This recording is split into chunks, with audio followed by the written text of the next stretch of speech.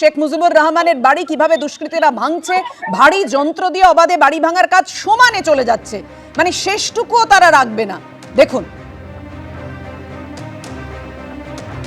বাড়ির সামনের অংশে ভাঙচুর তো চালানো হয়েছে, এমনকি 4 তলা পর্যন্ত অনেকটাই দুষ্কৃতীরা গুড়িয়ে দিয়েছে। মুখ ঢাকা দুষ্কৃতীরা দেখুন কিভাবে আগুন নিয়ে শেখ মুজিবুর রহমানের বাড়ি ভাঙচুর করছে, এবং মৌলবাদীরা হুঁশিয়ারি দিচ্ছে যে স্বৈরাচারের কোনো চিহ্ন রাখা হবে না। অন্তর্বর্তীকালীন সরকারের কোনো প্রশ্রয় না থাকলে, হাত না থাকলে এটা সম্ভব হতে পারে? শীর্ষেন্দুদা দেখুন আজকের সকালের ছবি, সকাল 6:30টায় এই ছবি ধরা পড়েছে। এখনো আগুন জ্বলছে, তাণ্ডব চালানো হচ্ছে। কি ভয়ঙ্কর ছবি! বাড়ির বিভিন্ন অংশে লাল কালি দিয়ে লেখা হয়েছে স্বৈরাচার সাবধান।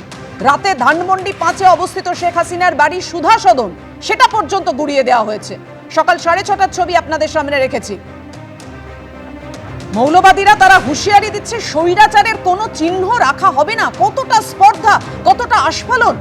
বাড়ির সামনের অংশ ভাঙার কাজ চলছে ভারী যন্ত্র দিয়ে অবাধে। 4 তলা পর্যন্ত অনেকটাই গুড়িয়ে দিয়েছে দুষ্কৃতীরা। দেখুন সকালেও কিভাবে শেখ মুজিবুর রহমানের বাড়ি ভাঙছে দুষ্কৃতীরা।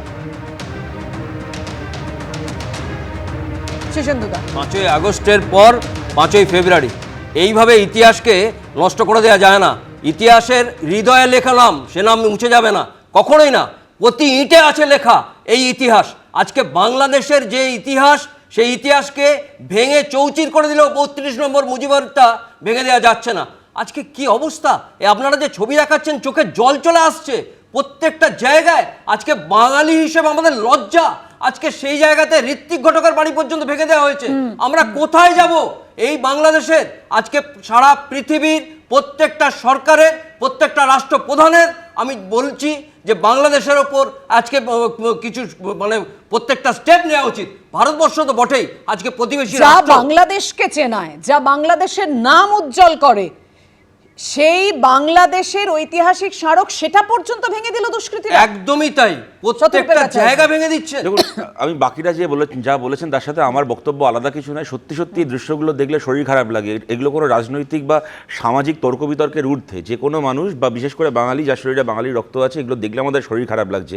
গত কয়েক মাস ধরেই যা হচ্ছে, এর আগে মুজিবরের মূর্তি ভাঙা থেকে শুরু হয়ে এখন বাড়ি তো প্রশ্নটা খালি একটা বাড়ির নয়, কিন্তু একটা ঐতিহাসিক স্মারক, যার সাথে বাংলার এবং উপমহাদেশের এত ইতিহাস জড়িত আছে। আমি খালি এখানে দুটো কথা বলছি। প্রথম কথা হচ্ছে যে দেখুন, বাংলাদেশের তলায় তলায় জামাতিদের এই আন্ডার কারেন্টটা হয়তো চিরকালই ছিল, যে কারণে শেখ হাসিনা প্রধানমন্ত্রী থাকাকালীনও ওয়াসিবুর বাবুদের খুন হতে হতো বা বহু মুক্তমনা মানুষকে খুন হতে হতো। কিন্তু মুশকিলটা হচ্ছে ওই বাংলাদেশের চালিকা শক্তি ছিল শাহবাগের আন্দোলনকারীরা। কিন্তু আজকে যে কোনো কারণেই হোক না কেন, আজকে যারা মুক্তমনা তারা ঘরে ঢুকে গেছেন, এবং এই জামাতিরা, এই সাম্প্রদায়িক সন্ত্রাসবাদীরা, তারা চালিকা শক্তি হয়ে গেছে। এবং তোমার কথার সাথে আমি 110 ভাগ একমত যে গত রাত থেকে এই ঘটনা ঘটছে। ওখানে নামগাঁওয়াস্তে যে গভর্নমেন্টটা আছে, তারা দাঁড়িয়ে দাঁড়িয়ে তামাশা দেখছে। চাইলে ওরা আটকাতে পারে না। এটা একটা মুহূর্তের তো ব্যাপার না, এটা বোম ব্লাস্টে তো উড়িয়ে দেওয়া হলো না। গত 13-14 ঘন্টা ধরে এটা সংগঠিত হচ্ছে। এখন অবধি সরকারের কোনো হস্তক্ষেপ নেই। একটা সেন্টেন্স খালি তার সঙ্গে যোগ করছি, তা হচ্ছে যারা আজকে সরকারে বা ইন্টারিম গভর্নমেন্টে আছে, তারাও জানে যে তারা হয়তো মেজরিটি নয়। সেই কারণেই অগস্ট মাস থেকে আজকে পর্যন্ত বারবার বলেও এরা ভোটটা করাচ্ছে না।